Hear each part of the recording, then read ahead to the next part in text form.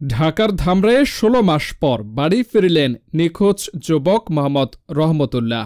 রোববার বিকেলে ধামরাই উপজেলার গাঙ্গুটিয়া ইউনিয়নের বড়নালাই গ্রামে তার বাড়িতে ফিরে আসে রহমত।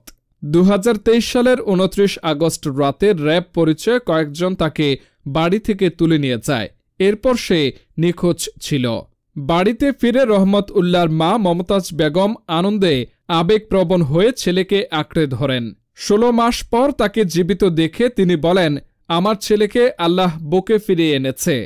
পরিবারের সদস্যরা জানায়, ২১ ডিসেম্বর রহমত উল্লাহর বড় ভাইকে অপরিচিত নম্বর থেকে ফোন আসে, যেখানে চাঁপাইনবাবগঞ্জের পুলিশ কর্মকর্তা মোহাম্মদ ফজলে বারী রহমত উল্লাহকে খুঁজে পাওয়ার কথা জানান।